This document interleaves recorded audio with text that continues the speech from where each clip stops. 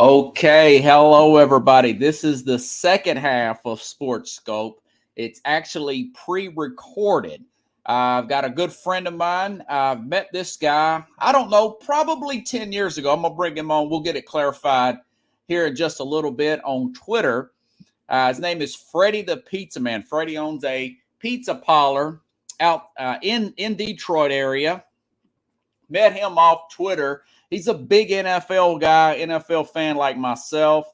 We were both going back and forth with the great former coach Tony Dungy.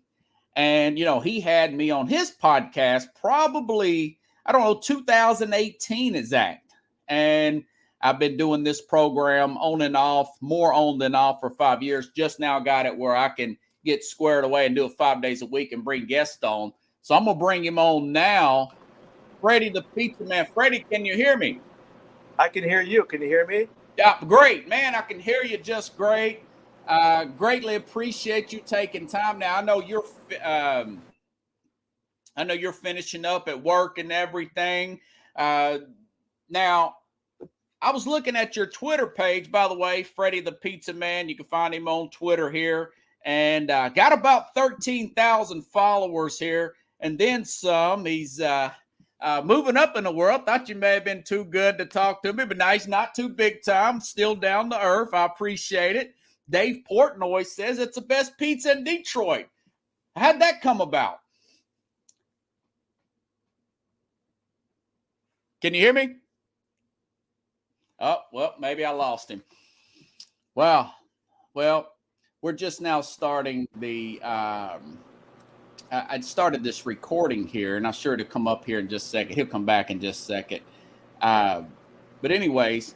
I'm back if you can hear me. Yeah. Okay, I can hear you. So, yeah, I was just saying, letting the audience know. So, Dave Portnoy says, the founder of Barstool Sports, says you got the best pizza in Detroit. How did that come about?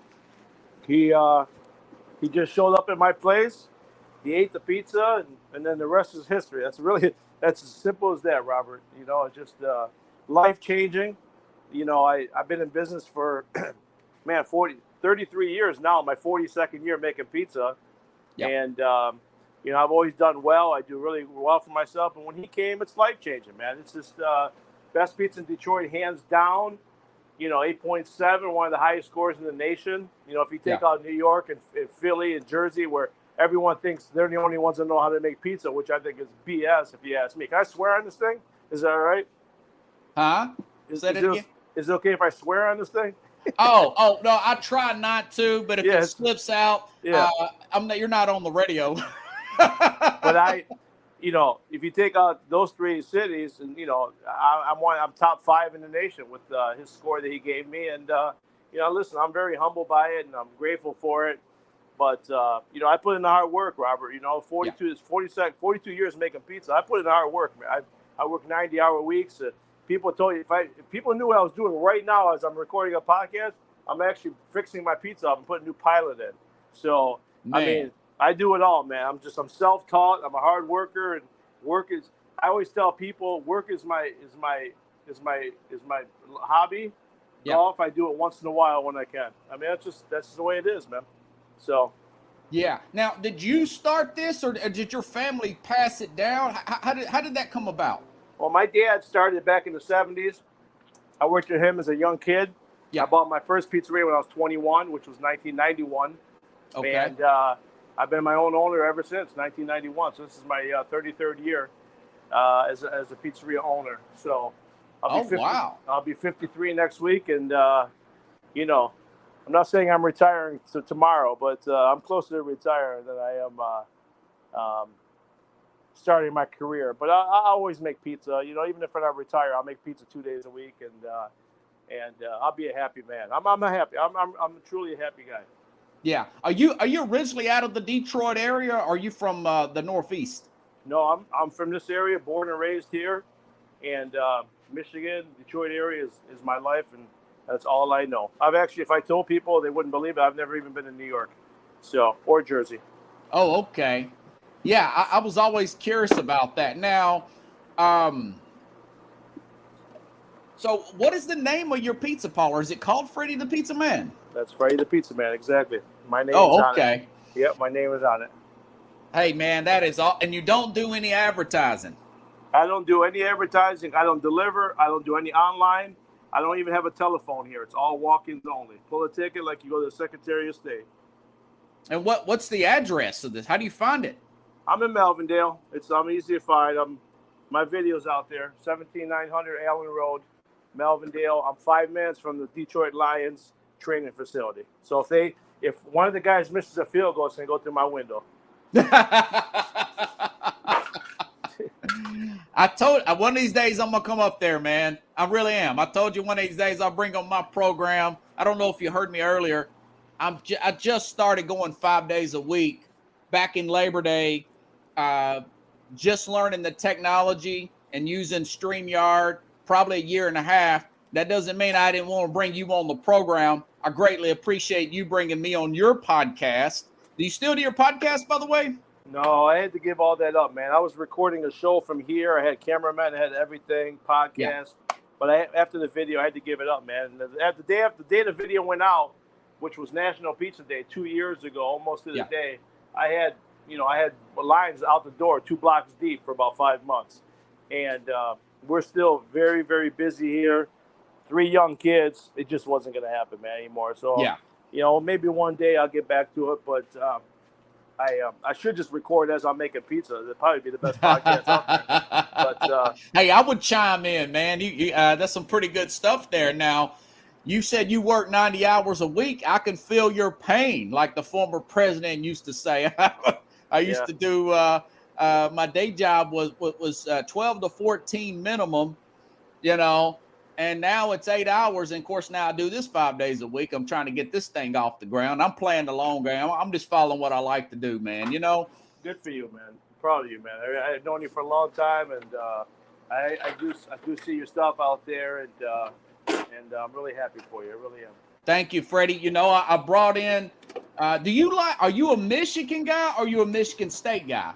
I'm a Notre Dame Fighting Irish. So. Oh, okay. Never mind. Yeah. So no, it's okay. I used to be a big Michigan fan back in the 80s and 90s, and I don't dislike any of the teams here, but I've always been a Notre Dame fan, and it's probably my Catholic roots, and just love the helmet, love Rudy, and that's just me, man. So well, that makes the two of us, brother. I was going to say I had Al Borges on the program. He's a former defensive coordinator for Michigan. Yes, absolutely. Yeah, or offensive coordinator, and he was he's got a book out talking about when 2004 when they got robbed of the national championship, when he was an offensive coordinator of the Auburn Tigers. That's what. Just a little side information. Now, also, you have an autism foundation, right? Yes, absolutely. I started that like 6 years ago. My son was diagnosed with autism, about 8 years ago, and I started raising money for equipping sensory rooms in Michigan schools, and man, that has really, really, really skyrocketed. I've done 55 schools in the state of Michigan. Built them a sensory room. I got a couple arenas that I can't make public right now that I'm putting in. Some national arenas I'm putting in a sensory room, which takes up a lot of my time. So that's part of my 90 hours a week is spending time on the foundation. What is the name of this foundation? Freddie the Pizza Man Foundation for Autism. Oh, so, Freddie. Okay. Yeah, awesome. I put my name on it like Dan Marino. Dan Marino's got a great foundation for autism as well, the Dan Marino Foundation. So Dan Marino was my sports hero. Yeah. And ironically, we kind of follow the same path when it comes to having a son with autism. I brought in, oh God, what is his name? Mike Wessoff, if that name rings a bell. It does not. Was a long time. Now, he's currently the special teams coach for Denver under Sean Payton. And his dad had all the Pittsburgh high school records until a guy named Dan Marino broke them. Oh, yeah. He thinks Dan Marino's the greatest of all time. What's your thoughts on Marino, man? Listen, where would you rank him? Listen, if you take away championships, and I get it, you're measured by Yeah. championships. I totally understand it. Tom Brady's my neck of the woods here at University of Michigan, but Dan Marino, I don't give a damn. He is tops quarterback that ever lived, and damn, I wish he had a championship. I really Yeah. really wish he would have got one, but he's my guy. He's definitely my top of all tops, and real quickly, my top five easily is Dan Marino, Steve Young. Uh, Dan Marino, Steve Young, and Joe Montana are my top three. And then I got Randall Cunningham there, and obviously Tom Brady. And, those are my guys, man. Is it in that order? I Or probably Brady, not. Brady number one? I got Marino number one. Nobody's going number one for me. It's probably Marino, Montana, and Steve Young for me, top three in that order. So you may be sick with me. I actually got Mahomes number 5, man. Well, I get it. I get it. Mahomes, but for me, it's just like I don't measure guys that are still playing today. I'm measuring guys that played in the past. Yeah. And, because you just never know. Mahomes might retire tomorrow, and then what do you do? But, hey, listen, you can't go wrong with putting Mahomes in the top 5. You can't. I mean, the guy's great, and, we're kind of in the same situation here with the Lions. We got a bridge quarterback like Alex Smith. Kansas City pulled the trigger and took Mahomes, and they sat him for a year, and look what happened. Changed the whole franchise, man. Right. Yeah, I was going to ask you about Dan Campbell. I was really taken back by the whole biting the kneecaps off and all that stuff. And when the intro press conference, and they started off 1-6 this year. But man, between watching him on Hard Knocks and that turnaround, and plus, who is it? Ben Johnson. Ben Johnson didn't want to take. He didn't want to take another job. He was talked about. Your offensive coordinator was talking about. He was rumored for head coaching jobs. What do you think about Dan Campbell and this Detroit team? Well, if you want to go back, you want to go pivot back to the press conference. Obviously, Dan Campbell, he's a Detroit guy, man. He's what we instill here in this town: grit and working hard and doing the right thing. Dan Campbell's great, man. Love the guy. Don't know him. Never met him. Great guy. But I was the first one to be pissed when they were 1-6 because, I've been a Lions fan since 1978. We've seen this. We've seen guys come in and talk. And even Dan Campbell said it. You guys don't want to hear crap. You guys want to see results. And when they started 1-6, I was skeptical. I was upset. And, man, did he prove us wrong, man. He really did. And you got to give him kudos for what he did. He proved us wrong. And they seem to be on the right track. And hey, listen, this year is a pivotal year upcoming. And, now it's time to back it all up and start winning playoffs and divisions because nothing else really matters. The Lions, they haven't won anything in 70 years or whatever it is. It's time now, man. We can't wait any longer, man. Can't. Was it 1992 the first time you won a playoff game, if I'm not mistaken? Absolutely. I watched that game. I still remember like it was yesterday. Yeah, hey, man, listen. Jared Goff, do you keep him this year, or do you think they should do something else here in the offseason? Well, they're going to keep him. There's no doubt about it. They're going to keep him. He signed for 2 more years. I'm a Goff fan. I love the guy. I think he's all class. Yeah. I think he's a pretty good quarterback. I don't think he's a great quarterback. I think if you pinned him in the corner with no microphone, he'd probably tell you the same thing. But I'm a fan of him. I'm pulling for him. But I'm in the position where you can't really take the Twitter because you'll get demolished on Twitter. They got the 6th pick because of the Stafford trade. I'm definitely taking a quarterback at 6. Now, if they see that one of those guys is the right guy, you take him, you stash him, say just like they did with Mahomes, you stash him for a year. 2024, you got your quarterback on a rookie deal because a lot of fans, what they're not seeing is a lot of their own guys, they're going to have to start signing these guys. And Goff's going to want his money. He deserves his money. You sign him to a big deal. You start signing these other guys to big deals. You might not be able to sign everybody, but when you got a quarterback on a rookie deal in 2024, you can get a lot more things done. So that's my reasoning for it, not because I don't like Goff. It's because I think you have an opportunity that you might not be picking in the top 10 for probably 5, 6, 7 more years. Why not take a guy now and get him going? Yeah. Do you have a quarterback that maybe you've read about that you would hope that maybe falls to Detroit at 6? The only guy I have not seen Will Levis play, so I can't speak to him. The only guy I would pick right now would be Bryce Young. Yeah. And the reason why is he seems poised.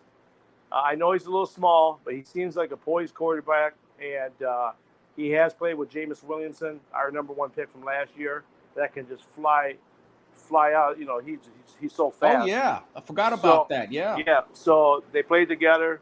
That would be my thing right there, is you kind of get those two together and take it from there. So it would be Bryce Young. Now, obviously, I'm not the GM. They see guys. They scout the guys. If they say Will Levis is the guy, take him. I don't care. Yeah. But I just think you got to stash a quarterback. And defensive tackle is their other key position. You get a couple good stud defensive tackles, you're going to make your defense so much better than you would just sticking a cornerback out there without a defense. Look at the Jets. Sauce Gardner was a great cornerback. He's a Detroit kid, right? Great cornerback. But they had Quinnen Williams, the top 3 defensive tackle in the league. Yeah. Don't tell me he didn't help make Sauce Gardner better. So right. So that's what I'm thinking here is get your quarterback, and then you got the 18th pick in the first round. Maybe you trade up, trade down, get your guys, get some more picks. I think they're going to be in fine shape. I really do. Yeah, you really like talking the draft. I think that's what we talked about last time. Or I was listening to your podcast a while back.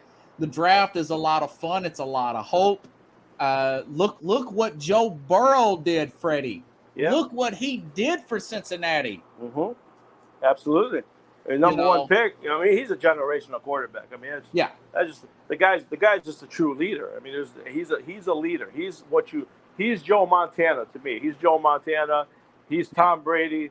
He's Dan Marino. He's all of them in the one. So let's hope he gets a couple Super Bowl wins out of this before his career is over. You hate to see him go down the Dan Marino path, never get a title. So yeah, that's true, man. That is true. And I would, even if you don't get a quarterback. Now, I just read a mock draft yesterday. CBS has 4 quarterbacks going within the top 10. I don't think they had you guys taking a quarterback, but this guy Anthony Richardson out of Florida is being mentioned. You talked about Will Levis, Bryce Young out of obviously Alabama, and of course C.J. Stroud out of Ohio State, which I think would be a really good fit with the Colts there. I know Houston wants a quarterback. The Colts want a quarterback. That's just talk off the top of my head. There was 2 other. Carolina may take a quarterback. Atlanta, if they don't, trade for or pick up a free agent. There's talks that maybe Lamar Jackson may get traded to Atlanta. Yeah, they're $100 million off, man. I've always thought Lamar Jackson, Atlanta Falcons was a great fit. They got a great offensive coach there. Arthur Smith. Obviously, you guys know Arthur Smith from Tennessee Titans. Very good, very creative. Yes, and his dad owns FedEx, so I'm surprised he's working. But I think Lamar Jackson in Atlanta would be a great fit. I know he was rumored here a lot last year to come to Detroit. He actually liked the tweets about something about coming to Detroit, which caught a lot of people loved it when they saw that. But people love Goff, and I get it, man. He's a class guy. Yeah. He doesn't do much wrong. But the thing for me with Goff is he might not lose you a game, but he's really not going to win you a game. And that's my thing. You got to have, why are the Kansas City Chiefs winning? Because Patrick Mahomes is going to win you a game. Yeah. And that's just the bottom line. These quarterbacks that don't lose you games, that's great. You want that. But you're going to have a great running game. You're going to have the great defense like the Seattle Seahawks did for years. But when you get a guy that can win you a game, man, I mean, that's what the NFL is all about, man. That's what it's all about, is the quarterback, and it just changes your whole franchise. It changes the price of your franchise, how much it's worth, the buzz, all that stuff, man. even when you watch Sunday Night Football, man, you ever see a guy from the Detroit Lions on the pregame?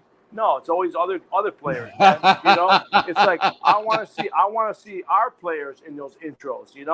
So it's time, man. It's time, man. We need our Barry Sanders at quarterback. Right. Well, I'll say this. I mean, you beat Green Bay when they needed that game. I wouldn't be surprised, and I'm not just saying this because you're on here, that Detroit may be favored to win the North next year coming up in September. Yeah, I'm sure they're going to be favored. I'm sure they are. I did read that Green Bay's favorite as well, too. As long as you got Aaron Rodgers, man, I don't care. People in Detroit here hate Aaron Rodgers, but if he was your quarterback, you love the guy. I'm a big fan of Aaron Rodgers on the field. What he does off the field, it's not my business. I don't really care. You know, it's just like me. What I do off the pizza table, it doesn't matter what I do.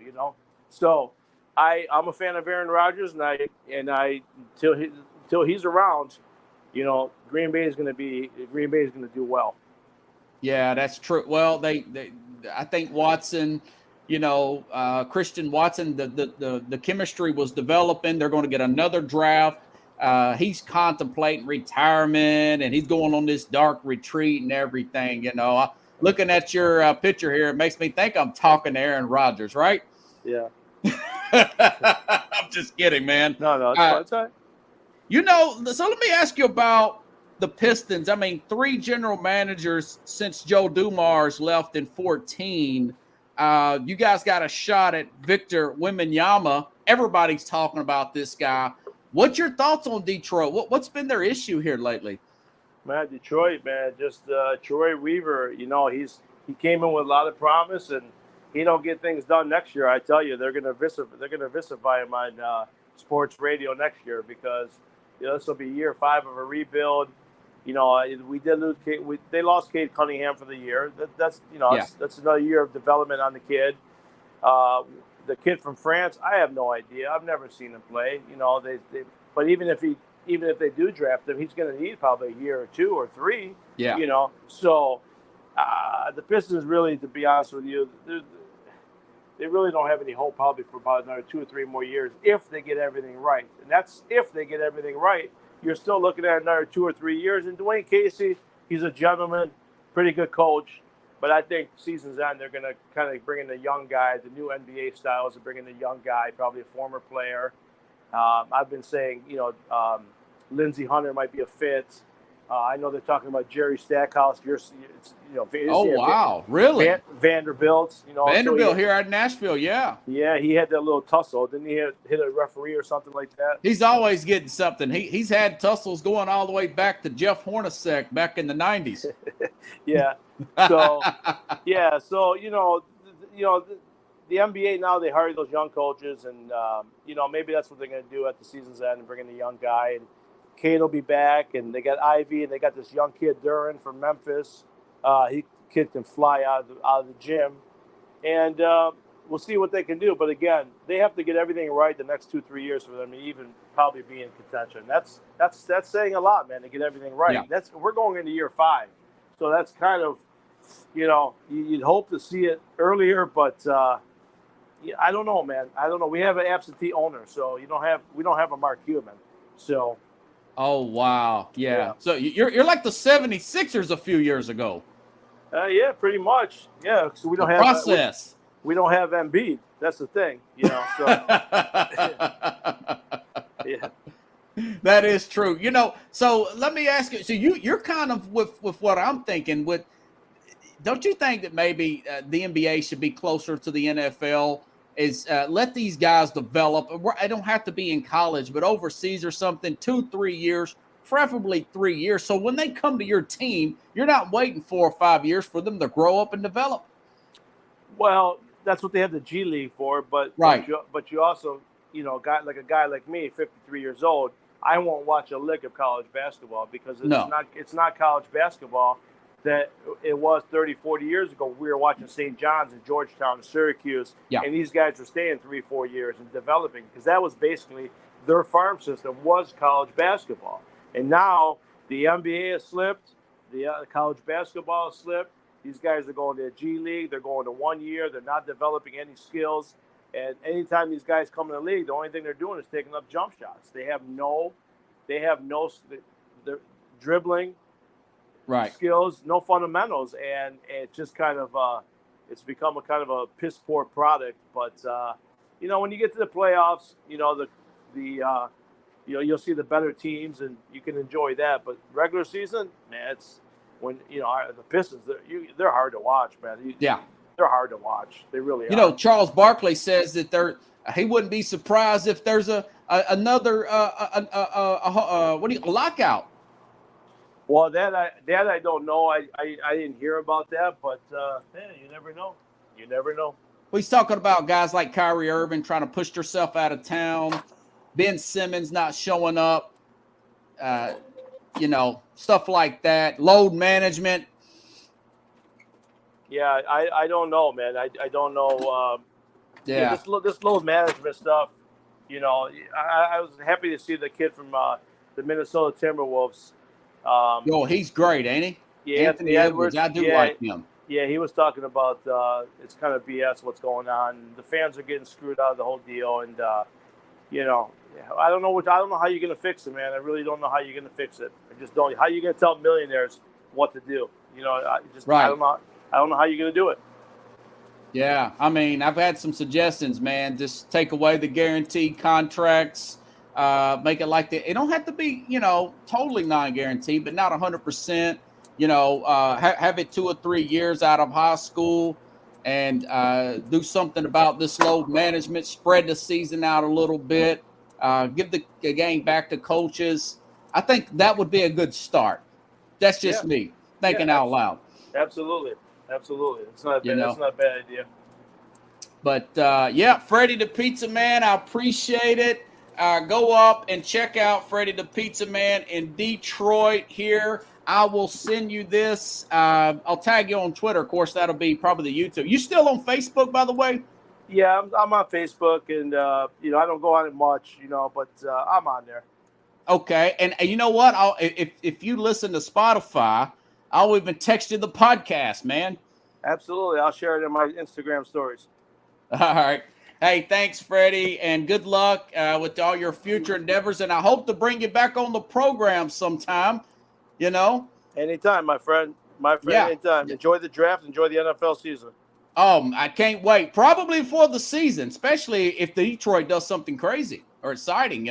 Absolutely, believe me, they're going to do something exciting. There's no doubt about it.